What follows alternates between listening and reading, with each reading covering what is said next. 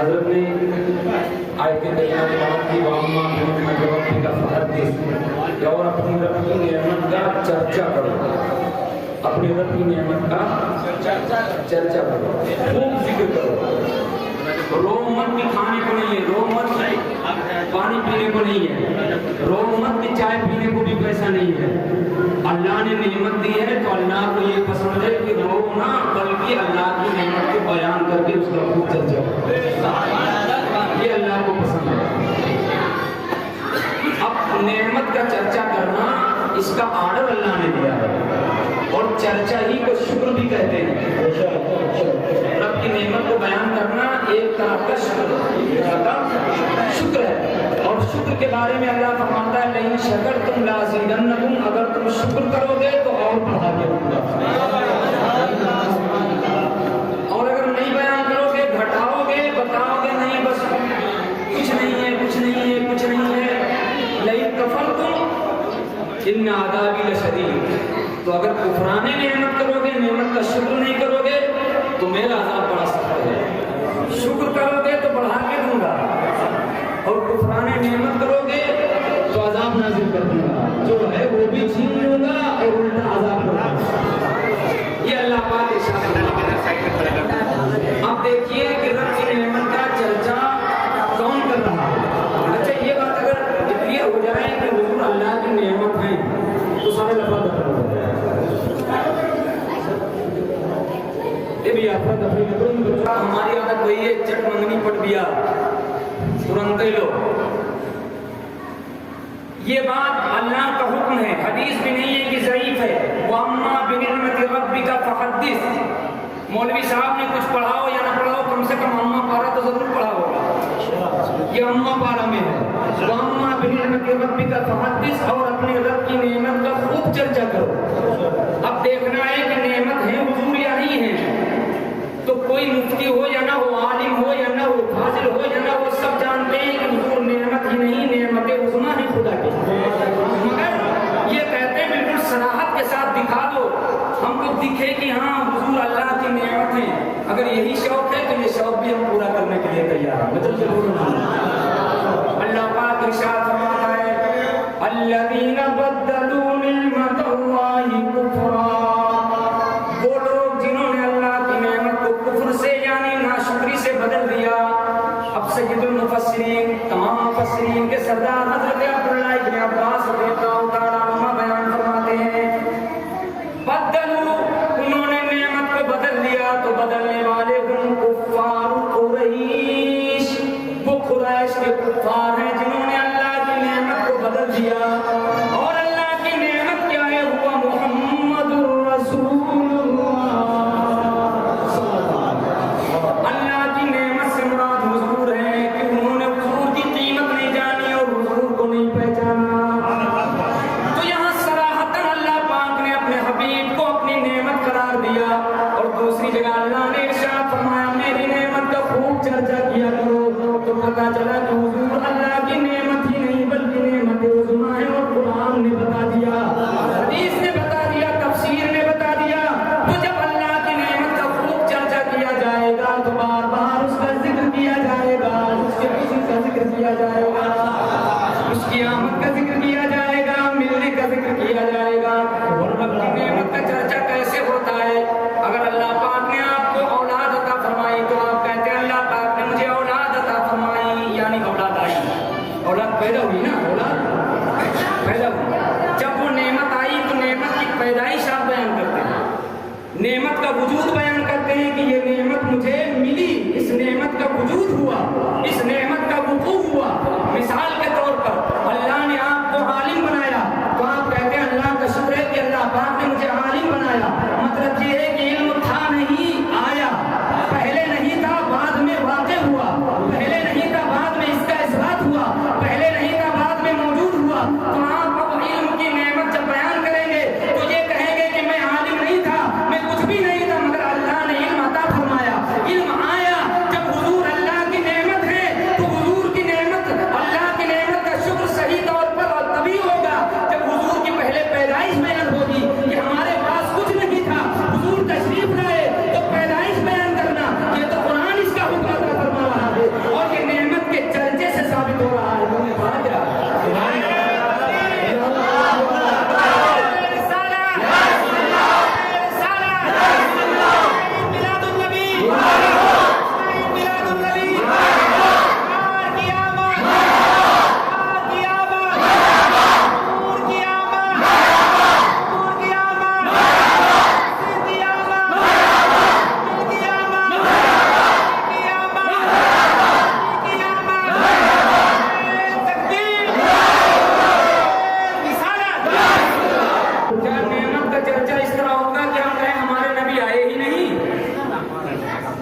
آپ بتاؤ.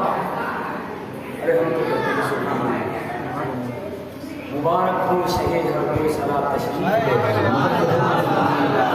ارے حضور آئے تو انسانیت ملی, ورنہ انسانی شکل میں درندے تھے, انسانیت نہیں تھی. آپ تاریخ کا مطالعہ کیجئے, تاریخ اٹھا کر کے دیکھیے, آپ تاریخ اسلام کا مطالعہ کیجئے. اسی روئے زمین پر بعض علاقے وہ تھے کہ جب نئی نویلی دلہن کے شوہر کا انتقال ہو جاتا تو اسے اتنا منحوس سمجھتے کہ شوہر کے ساتھ ہی اس کو بھی جلا دیتے. یہ تو بعض جگہوں کا معاملہ تھا, اور بعض جگہوں کی ریت یہ تھی کہ جب شوہر کا انتقال ہو جاتا تو اسے منحوس سمجھتے, اس کا چہرہ نہ دیکھتے نہ دیکھنے دیتے. اس کے لیے اصول یہ متعین تھا کہ ایک کمرے میں اسے بند کر دیا جائے اور تقریباً 40 دن تک بند رکھا جائے, نہ انہیں کھانا دیا جائے, نہ اسے پانی دیا جائے, نہ اسے دیکھنے دیا جائے, نہ اس سے ملاقات کی جائے, نہ اس سے کسی کو ملاقات کرنے دیا جائے. اور پھر اس کے بعد جب اسے نکالا جاتا تھا تو اسے نہیں نکالا جاتا تھا, اس کا جنازہ نکلتا تھا, اس کی میت نکلتی تھی. یہ سارے معاملات بیواؤں کے ساتھ ہوتے تھے. مگر تاریخ بتاتی ہے کہ یہ محمد عربی رحمت للعالمین پوری کائنات کے لیے رحمت جب تشریف لائے تو انہوں نے کردار سے بتایا کہ صرف میں پیغام نہیں دیتا ہوں, پیغام پر عمل کر کے بتاتا ہوں. آپ نے جب شادی کی ہے تو عرب کی کسی دوشیزہ کنواری لڑکی سے شادی نہیں کی ہے. جب آپ نے پہلا نکاح کیا ہے تو حضرت خدیجۃ الکبریٰ, ان کی عمر تقریباً 40 سالہ ہے. آپ نے سب سے پہلے اس روئے زمین پر ایک بیوہ کو گلے لگا کر کے پوری دنیا کو پیغام دے دیا. آنے والا وقت نعمت نہیں ہے بلکہ اللہ کی سب سے بڑی نعمت ہے. اور آج سے بیواؤں کا آغاز ہو.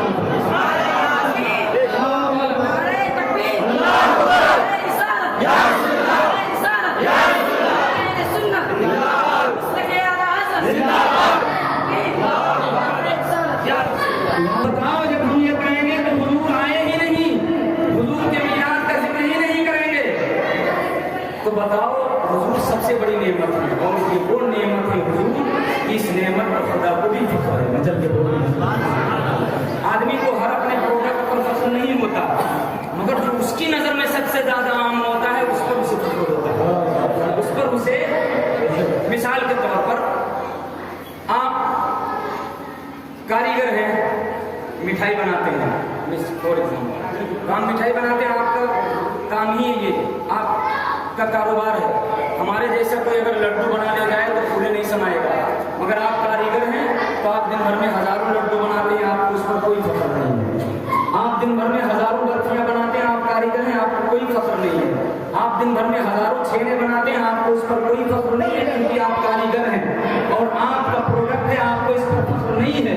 لیکن آپ کے اپنے علم کے مطابق, اپنے شعور کے مطابق, اپنے ادراک کے مطابق آپ کوئی ایسا پروڈکٹ تیار کریں, کوئی ایسی مٹھائی تیار کریں کہ شوگر والا بھی کھا سکے اور بغیر شوگر والا بھی کھا سکے اور شکر کا مزہ بھی لے سکے, تو پھر آپ کو اپنے اس پروڈکٹ پر فخر ہوگا کیونکہ آپ نے اپنی پوری لیاقت لگا دی ہے, آپ نے اپنا پورا تصرف لگا دیا ہے. بلا تشبیہ و تمثیل, اللہ ان چیزوں سے پاک ہے. اللہ نے زمین بنائی مگر فخر نہیں کیا, اللہ نے آسمان بنایا مگر احسان نہیں جتایا, اللہ نے ستارے بنائے مگر احسان نہیں جتایا, اللہ نے سورج بنایا مگر احسان نہیں جتایا, اللہ نے سمندر پیدا کیے مگر احسان نہیں جتایا. انسان جیسی مخلوق اللہ نے پیدا فرمائی, فی احسن تقویم, اللہ فرماتا ہے میں نے خوبصورت بنایا ہے, اس کے باوجود بھی اللہ نے فخر نہیں کیا.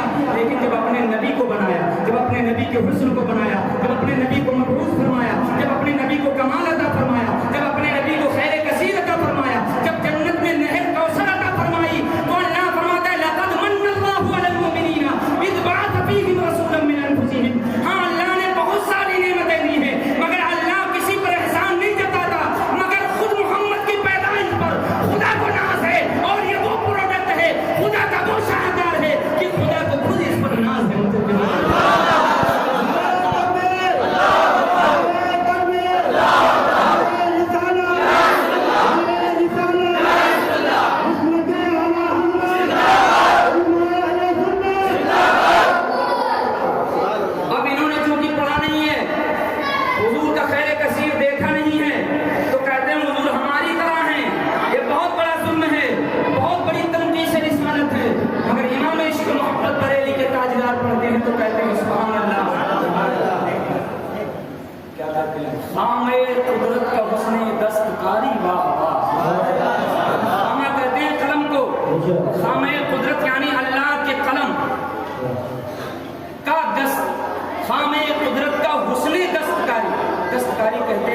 جس کو اپنے ہاتھ سے بنایا جائے. تو اللہ نے اپنے دست قدرت سے حضور کو بنایا. اعلیٰ حضرت کہتے ہیں خامہ قدرت کا حسن دستکاری واہ واہ. اپنے دست قدرت سے بنانا، وہ بھی اتنا حسین و جمیل بنا دینا کہ کائنات میں ویسا نہ آیا نہ آ سکے. کیا ہی تصویر اپنے پیارے کی سواری واہ واہ. کیا ہی تصویر اپنے پیارے کی سواری واہ واہ. بتاؤ جو قرآن کا نظریہ ہے وہی امام احمد رضا کا ہے کہ نہیں؟ بالکل آپ دیکھتے چلے جائیں. مگر حسد کا برا ہو، جلن کا برا ہو، جب بندہ جلنے لگتا ہے تو پھر حق بات تک نہیں پہنچ پاتا ہے. میں کہتا ہوں یہ جلن تھوڑی سے باز آؤ اور حضور کی شانیں پڑھو. حضور نہ ہوتے تو ہم نہ ہوتے، اگر حضور نہ ہوتے شمس و قمر نہ ہوتے، حضور نہ ہوتے تو کوئی ذرہ نہ ہوتا. میں نہیں کہتا. شیخ عبداللہ محدث دہلوی کی کتاب مدارج النبوہ سیرت کی سب سے افضل و اعلیٰ معتبر کتاب، اسے پڑھ کر دیکھو.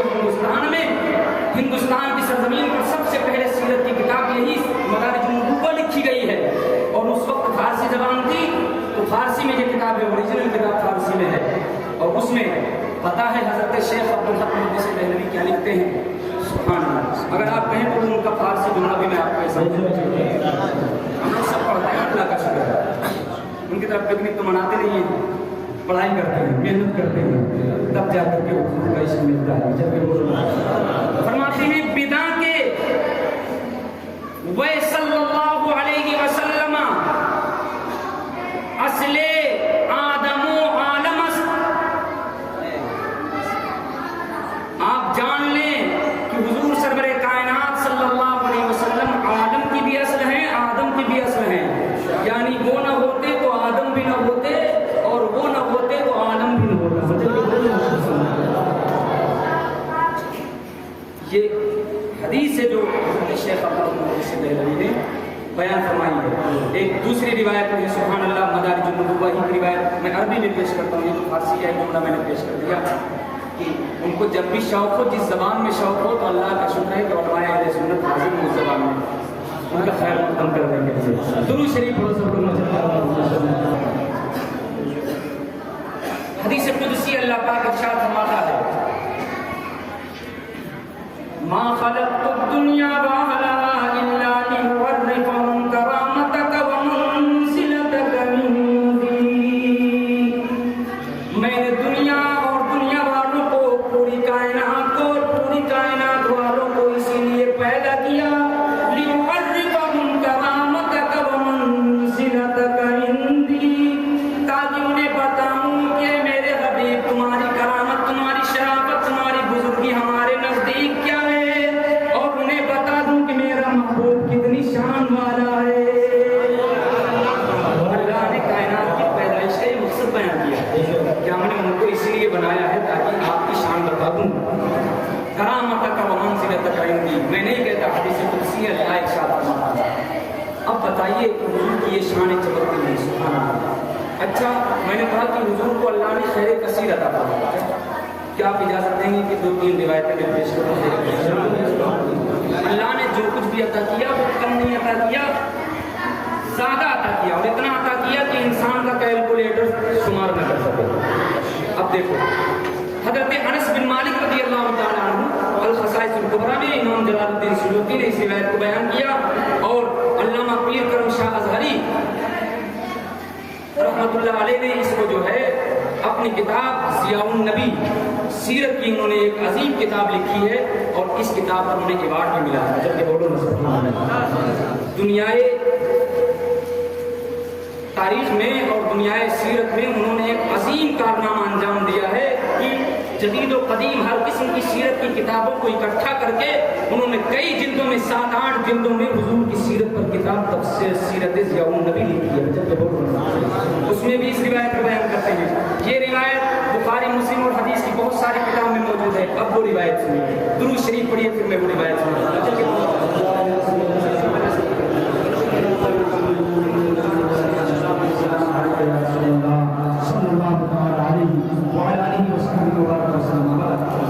حضرت انس بن مالک رضی اللہ تعالیٰ عنہ بیان فرماتے ہیں کہ جمعہ کے دن حضور منبر پر خطبہ ارشاد فرما رہے تھے، خطبہ دے رہے تھے، اور وہ زمانہ قحط سالی کا تھا. بارش کئی مہینے گزر گئے تھے مگر بارش نہیں ملی تھی، اور عرب کی زمین پتھریلی، اگر وہاں بارش نہ ہو تو لوگ پانی پینے کو بھی نہیں پاتے، اگر بارش نہ ہو تو کسی قسم کا کوئی غلہ نہیں اگتا تھا، ان کا سارا معاملہ بارش پر ڈپینڈ کرتا تھا۔ اگر بارش نہ ہو تو جانور مرنے لگتے تھے، اگر بارش نہ ہو تو پانی نہ پانے کی وجہ سے انسان مرنے لگتے تھے، غلہ اور کھانا نہ ہونے کی وجہ سے انسان مرنے لگتے تھے۔ حدیث میں ایک کھانا بیان کیا گیا ہے، الہز، عین لام ہاذا الہز، الہز کی تفسیر میں لغت والے لکھتے ہیں کہ الہز یہ کون سا کھانا ہے؟ ایک عرب کے کھانے کا نام ہے۔ میں نے پڑھا تو میں پڑھتا ہی رہ گیا۔ کھانا پتہ ہے یہ کون سا ہے الہز؟ اس کو قحط سالی میں لوگ کھاتے ہیں عرب والے۔ اب جب پانی بھی ختم اور پانی نہ ہونے کی وجہ سے دانہ بھی ختم، غلہ نہیں اگتا، غلہ نہیں ہوتا، تو پھر لوگ کیا کھاتے تھے؟ پتہ ہے الہز کس کو کہتے ہیں؟ اونٹ کو وہ ذبح کر ڈالتے تھے، اور اونٹ کو ذبح کرنے کے بعد اونٹ کے خون کو اکٹھا کر لیتے تھے اور پھر اونٹوں کے بالوں کو اسی میں ملا لیتے تھے۔ سمجھ رہے ہیں نا؟ خون اور بال دونوں کو اکٹھا کر لیتے تھے اور اس کو سان دیتے تھے، سونگ دیتے تھے، اور اس کے بعد میں اس کو آگ جلا کر اس پر بھونتے تھے، تو اونٹ کا خون اور اس کے بال کو بھون کر کے جو کھاتے تھے اسی کا نام الہز ہے۔ یہ حالت قحط سالی میں ہو جاتی تھی۔ حضور جمعہ کے دن منبر پر خطبہ ارشاد فرما رہے تھے۔ اب آپ جانتے ہوں گے جب اس طرح بھوکمری ہو، جب اس طرح پریشانی ہو تو کتنے درد کے ساتھ صحابی نے عرض کیا ہوگا۔ ایک اعرابی کھڑے ہوئے، عرض کیا یا رسول اللہ، مسجد میں آئے تو سب سے پہلے یہی سوال کیا، میرے آقا عورتیں، بچے، بوڑھے، جانور، مویشی سب کے سب قحط سالی کی وجہ سے مر رہے ہیں، کچھ نہ ہونے کی وجہ سے، کچھ کھانے کو نہ ملنے کی وجہ سے سب کے سب دم توڑ رہے ہیں، یا رسول اللہ کچھ کیجیے نا۔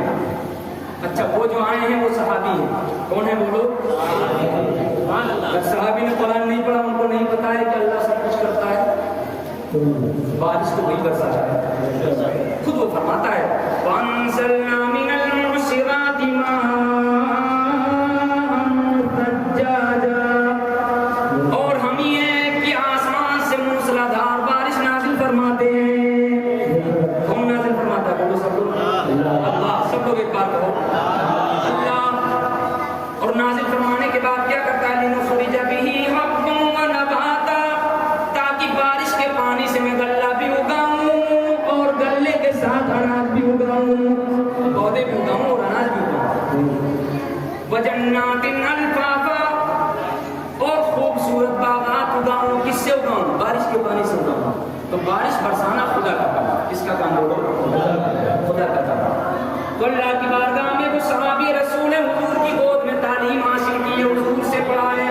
انہوں نے بخاری اور مسلم اپنے مولویوں کے پاس پڑھا ہے، مگر انہوں نے بخاری اور مسلم نہیں پڑھی تھی، خود حضور کی بولیوں کو اپنے کانوں سے سنا تھا، خود دین اسلام کو حضور بانی اسلام ہی سے سیکھا تھا۔ حضور سے عرض کرتے ہیں یا رسول اللہ، آپ اللہ کی بارگاہ میں عرض کریے کہ وہ ہمیں بارش عطا فرما دے۔ اللہ پاک سب کی سنتا ہے، اجیب دعوت الداعی اذا دعان۔ اللہ پاک فرماتا ہے جب کوئی پکارنے والا مجھے پکارتا ہے تو میں اس کی پکار سنتا ہوں۔ اگر ہم اللہ والوں کو پکارتے ہیں، یا حسین کہتے ہیں، یا رسول اللہ کہتے ہیں، تو کہتے ہیں دور سے خدا کے علاوہ غیر اللہ کو نہ پکارو کیونکہ شرک ہو جاتا ہے، پکار تو دور سے اللہ ہی سنتا ہے۔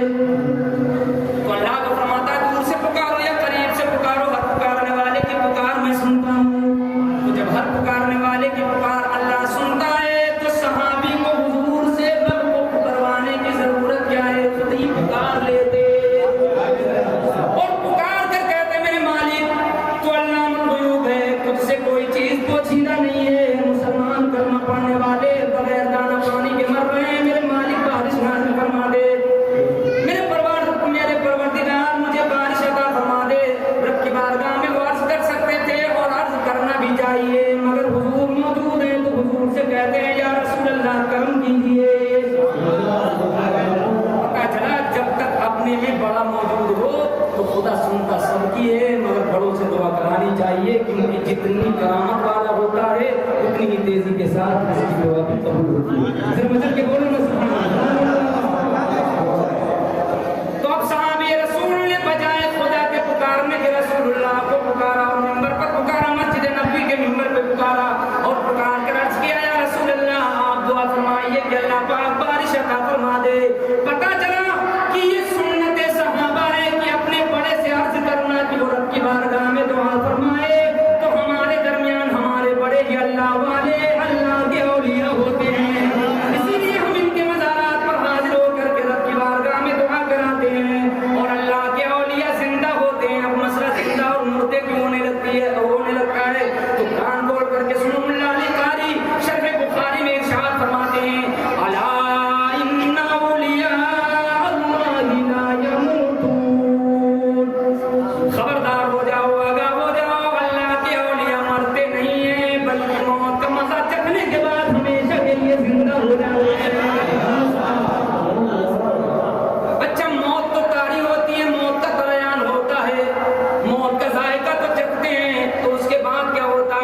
بل ينتقلون من دار إلى دار.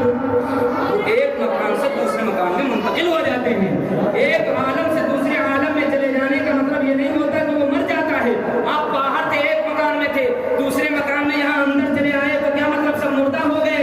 نہیں. ارے مردہ تو کافر ہوتا ہے کہ ہمیشہ کے لیے مر جاتا ہے اور سارے تصرفات چھین لیے جاتے ہیں, مگر جو اللہ کا اولیاء ہوتا ہے وہ اس عالم کو چھوڑ کر کے دوسرے عالم میں پہنچ جاتا ہے.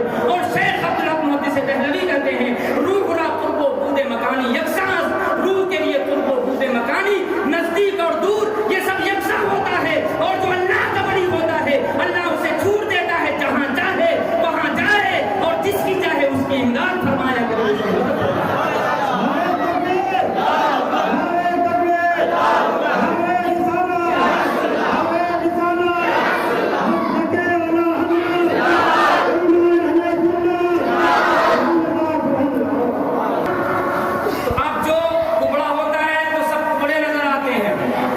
جو خود اندھا ہوتا ہے سب اندھے نظر آتے ہیں, سمجھ میں آیا؟ جو بدماش ہوتا ہے تو سب بدماشی نظر آتے ہیں, جو چور ہوتا ہے اسے سب چور ہی نظر آتے ہیں.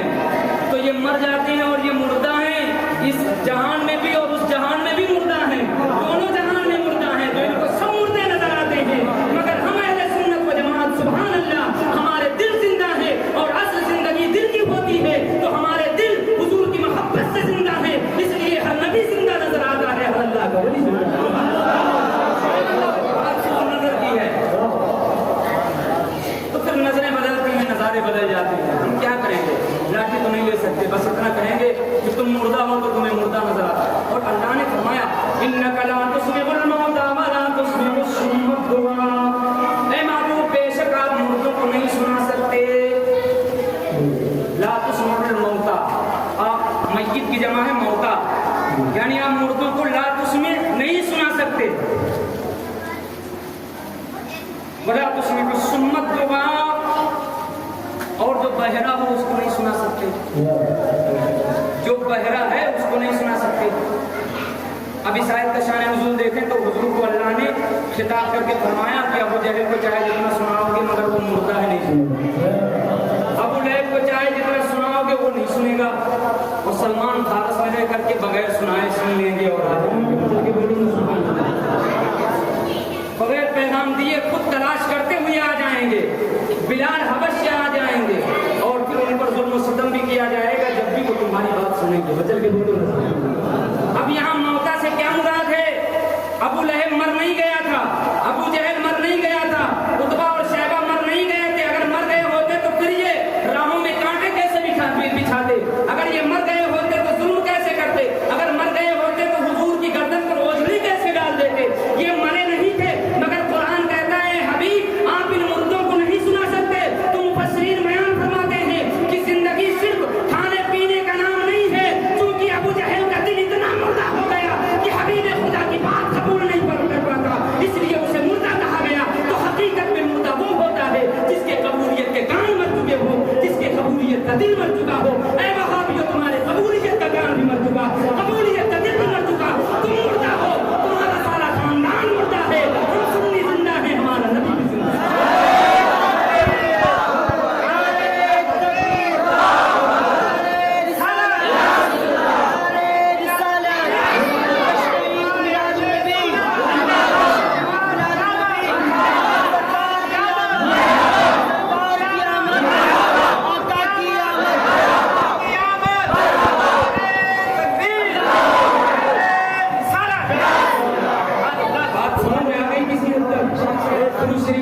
دوسری بات آ بھی نہیں سکتے. اب لوگ مر رہے ہیں اور حضور سے صحابی کہہ رہے ہیں یا رسول اللہ آپ طرف نمازی کریں, رب کی بارگاہ میں دعا کریں کہ وہ ہمیں بارش دے دے. تو بتاؤ حضور سے مدد مانگ رہے ہیں کہ نہیں مانگ رہے ہیں؟ لوگ مر رہے ہیں, لوگوں کی زندگی حضور سے مانگ رہے ہیں کہ نہیں مانگ رہے ہیں؟ لوگ بھوکے ہیں, لوگوں کی بھوک کا مداوع مانگ رہے ہیں کہ نہیں مانگ رہے ہیں؟ اپنی زندگی کی بھیک مانگ رہے ہیں یا نہیں مانگ رہے ہیں؟ تو حضور اللہ نہیں ہے, اللہ کے ماں سوا ہے. تو ماں سوا اللہ سے, ماں سوا اللہ سمجھ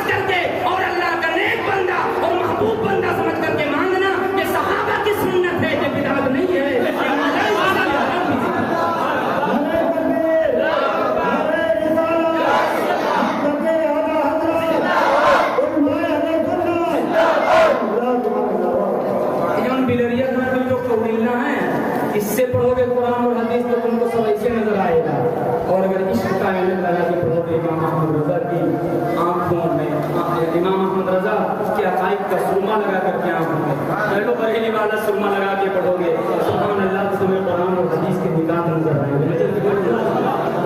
बहरहाल आपने देखा इंग्लिश खाना कैसा होता है। अब सुनिए, इतनी शिद्दत, इतनी परेशानी, लोग इस तरह मर रहे थे। जब अर्ज किया तो हुजूर ने क्या किया, खुतबा रोक दिया और खुतबा रोक करके अल्लाह की बारगाह में हाथ उठा दिए और अर्ज किया अल्लाहुम्मा अस्क़िना अल्लाहुम्मा अस्क़िना अल्लाहुम्मा अस्क़िना। 3 मरतबा हुजूर ने अर्ज किया मेरे मालिक मौला हमें सैराब कर दे, हमें सैराब कर दे, हमें सैराब कर दे, हमें बारिश अता फरमा दे। अब रावी बयान फरमाते हैं हज़रत अनस बिन मालिक कहते हैं वल्लाह, खुदा की कसम, वल्लज़ी नफ्सी बियदी, उसकी कसम जिसके कब्ज़े कुदरत में मेरी जान है, कि हुजूर ने दुआ के लिए हाथ उठाए और अभी हाथ पूरी तरह नीचे भी नहीं फरमाए थे कि फौरन एक ढाल के बराबर बादल, ढाल कितना बड़ा होता है, तलवार जिसको रोकते हैं, तो ढाल के बराबर एक मकान से बादल का टुकड़ा उड़ना शुरू हुआ और उड़ते उड़ते आसमान में गया और पूरे आसमान में फैल गया।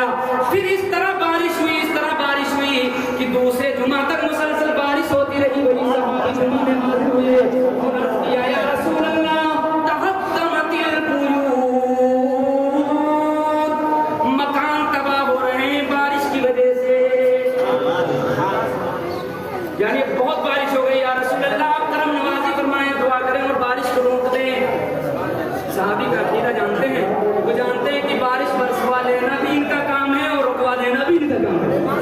बोलो ना, उन्होंने फिर हाथ उठाए और हाथ उठाने के बाद अर्ज किया मेरे मालिक अल्लाहुम्मा हवालैना, ऐ मेरे मालिक मौला मदीने के इर्द गिर्द इस बारिश को भेज दिया और शहर से बारिश को दूर कर दे। अब बस्तियों में बरसे, अब वादियों में बरसे।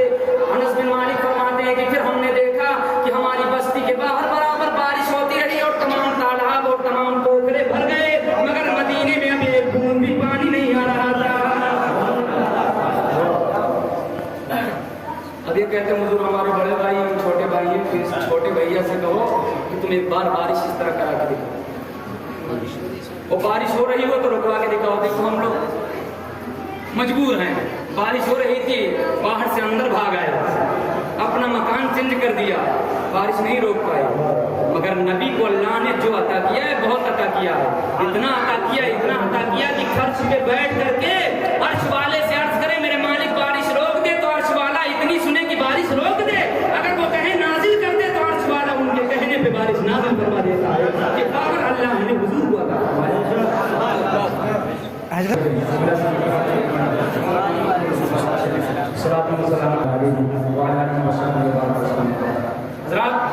आप जानते हैं कि कमियां हमारे यहाँ भी हो जाती हैं, कभी खाने की कमी, कभी पानी की कमी। अब आप हदीस की देते, हज़रत अनस बिन मालिक की एक रिवायत और पेश करता हूँ, ईमान ताज़ा हो जाए। बोलो इंशाअल्लाह, तवज्जो करिए। हज़रत अनस बिन मालिक रज़ियल्लाहु तआला अन्हु बयान फरमाते हैं, इनकी रिवायत भी है और यही रिवायत हज़रत जाबिर रज़ियल्लाहु तआला अन्हु से भी है। हज़रत जाबिर वाली रिवायत में बयान करता हूँ, हज़रत अनस बिन मालिक की रिवायत मैंने एक बयान की है।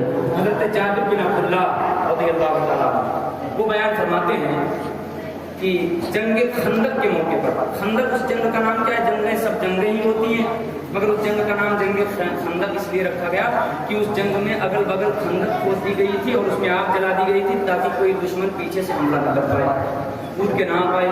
भारी खंदक खोदी गई, आग जला दी गई कि उधर से कूद के ना पाए, तो इसलिए उसको जंगे खंदक कहते हैं। तो वो खंदक खोदी जा रही थी। अल्लाह पर कुर्बान जाए हमारे और आपके प्यारे सरकार भी फावड़ा लेकर के उस खंदक की खुदाई फरमाते हैं।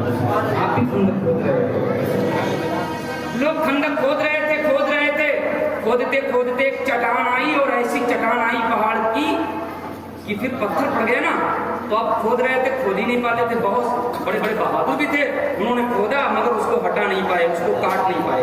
जब नहीं काट पाए तो पता है क्या, उन्होंने ये नहीं कि फावड़ा अलग फेंका हो, मुसल्ला बिछाया हो, कहा अल्लाह इसे तोड़ दे, ये नहीं किया।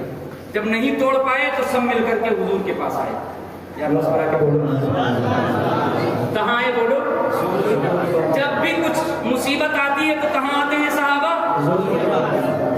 ये मुल्ला जी कहते हैं कि वो गैरुल्लाह के पास जाओ तो शिर्क हो गया। अब बताओ कितने पढ़े लिखे हैं, اتنی ایبلٹی ہے, اتنی صلاحیت ہے, واہ اللہ جانے رات کے اندھیرے میں پڑھتے رہے کہ دن کے اجالے میں پڑھا ہے, کچھ پتہ نہیں ہے.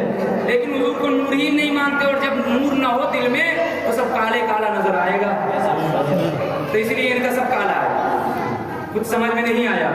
اور ہم نے حضور کو نور مانا, تو حضور کے عشق کا نور جب سینے میں اتر گیا تو جو بھی پڑھا, جتنا بھی پڑھا, وہ نور کی روشنی میں پڑھا, اجالے میں پڑھا, اور جب اجالے میں پڑھا تو وہ قلب و نظر میں اترتا چلا گیا.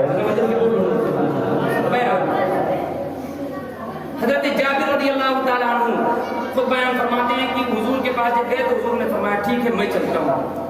حضور اپنی جگہ چھوڑ کر کے اس چٹان کے پاس آئے, پھاوڑا لیا اور کہا مجھے پھاوڑا دو. آپ نے پھاوڑا مارا تو اس کا 1/3 حصہ کٹ کر کے الگ چلا گیا. بڑے بڑے بہادر اس کو توڑ نہ پائے تھے, بڑے بڑے جنگجو اسے توڑ نہ پائے تھے, فوجی لشکر اس میں موجود تھا لیکن فوجی اس کو توڑ نہیں پائے تھے. حضور نے ایک ہی مارا تو اس کا ایک حصہ ٹوٹ گیا. جب ایک حصہ ٹوٹا تو پھر وہ کسرا کی طرف گیا, یعنی جدھر ملک کسرا تھا وہ کسرا کی طرف گیا. جب کسرا کی طرف گیا تو حضور نے فرمایا تم توڑ نہیں پاتے تھے, اس میں حکمت ہے, میں نے اس پر ایک پھاوڑا مارا ہے کہ کسرا کی طرف ٹوٹ کے گیا ہے. مطلب یہ ہے کہ ایک وقت آئے گا کہ کسرا ٹوٹے گا اور محمد عربی کا جھنڈا وہاں لگے گا. حضور نے دوسرا مارا, تیسرا پھاوڑا مارا, اس طرح حضور مارتے گئے اور وہ ٹوٹتا گیا. جب ٹوٹتا گیا تو حضور پھاوڑا مار رہے تھے تو پھر آپ چادر اوڑے ہوئے تھے, چادر ہٹی. جب چادر ہٹی تو حضور کا پیٹ ایک دم کمر سے ملا ہوا تھا بھوک کی وجہ سے. 3 دن ہو گئے تھے, نہ صحابہ نے کچھ کھایا تھا اور نہ حضور نے کچھ کھایا تھا. اور پھر اس کے ساتھ وہ خندق کی کھدائی کر رہے تھے, اتنی محنت کا کام کر رہے تھے, وہ بھی پتھریلی زمین کھود رہے تھے. جب چادر ہٹی تو حضرت جابر نے دیکھا کہ حضور اپنے پیٹ پر پتھر باندھے ہوئے ہیں تاکہ حضور کھڑے رہ سکیں. جب انہوں نے یہ دیکھا تو بڑا ترس آیا, بڑا رحم آیا, اور پھر وہ کیا کرتے ہیں فوراً سارا کام کاج چھوڑ کر کے فوراً ان کا گھر قریب گھر جاتے ہیں. اور گھر جانے کے بعد اپنی بیگم صاحبہ سے کہتے ہیں کچھ ہے کھانے کو؟ تو غریبی اتنی, مفلسی اتنی. بیگم کہتی ہیں کہ کچھ نہیں ہے, تھوڑا سا جو رکھا ہے, آٹا بھی نہیں, خالی جو ہے, اور کچھ سالن کے لیے کچھ ہے, کچھ نہیں ہے, نہ کوئی سبزی ہے نہ اور کوئی چیز ہے. کہا بکری کا 4-5 کلو کا بچہ ہے, وہ بھی ابھی بچہ ہی ہے. تو حضرت جابر کہتے ہیں کہ ایک کام کرو, وہ جو ہے اس کو تم جلدی سے پیسو چکی میں, اور میں اس کو کاٹ کر کے ذبح کر کے اس کا گوشت تیار جیسے حضور کے عاشق انہوں نے ذبح کیا. اور ذبح کرنے کے بعد میں پھر اس کو پوری طرح سے تیار کیا, بوٹیاں اس کی تیار کی, اور تیار کرنے کے بعد میں حضرت جابر نے خود ہی ہانڈی چڑھا دی اور خود گوشت ڈال کر کے اس کو پکانا شروع کر دیا. اچھا, ادھر ان کی اہلیہ جو پیس رہی تھی اور روٹی کا انتظام کر رہی تھی, انہوں نے ہانڈی چڑھائی اور چڑھانے کے بعد میں کہا کہ یہ پک رہا ہے, اسے دیکھنا. اور میں دوڑ کے جاتا ہوں حضور کی بارگاہ میں حضور کو, اور حضور کے ساتھ 4-5 کلو کا انتظام ہے, تو 2-4-5 حضور سے کہوں گا کہ حضور اپنے ساتھ 2-4 لوگوں کو لے لیں اور ہمارے گھر پہ تشریف لے چلیں, کیونکہ حضور کی حالت دیکھی نہیں جاتی. ہم اپنی بھوک تو برداشت کر سکتے ہیں مگر ہم حضور کے عاشق ہیں, حضور پر ذرا چل کے بولو.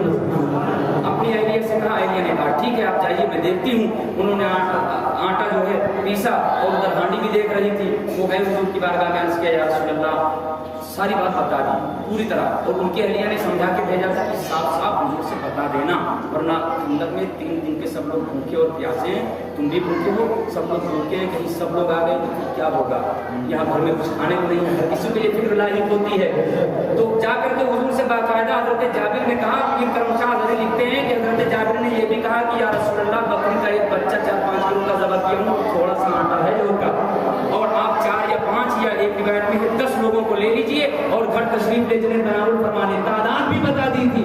اب جب وہ واپس پلٹے تو حضور نے اعلان فرما دیا کہ اے صحابہ پھاوڑے رکھ دو, جابر کے گھر چلو. جابر نے سب کی دعوت لی ہے.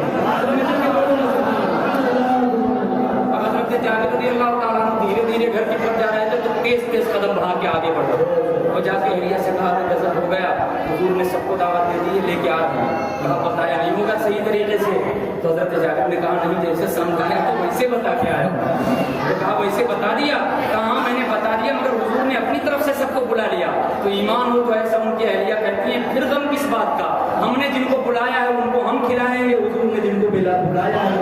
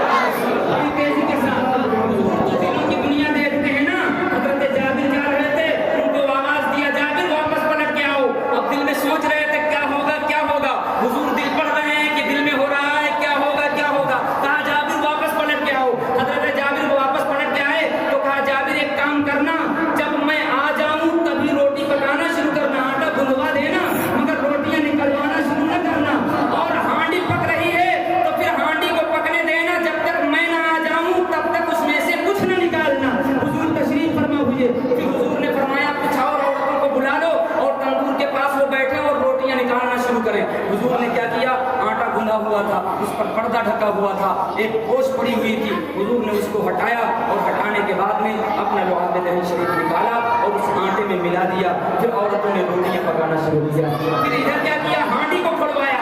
हांडी को खुलवाने के बाद उसमें लुआब दही डाल दिया और फरमाया जब ये तैयार हो जाए तो उसके बाद में चम्मच से निकालते जाना और एक एक लोग आएंगे और उनको निकाल करके देते चले जाना। अब ये ज्यादा से ज्यादा मान लो 10 आदमियों का खाना था, लेकिन हजरत जाबिर फरमाते हैं कि 1000 की तादाद में सहाबा थे जो खंडक खोद रहे थे। अब इधर ताजी रोटियां निकल रही हैं, उधर सालन निकल रहा है। 1000 सहाबा ने खा लिया और हुजूर बाद में तशरीफ लाए तो जितना आटा पहले मौजूद था उतना अब भी मौजूद है।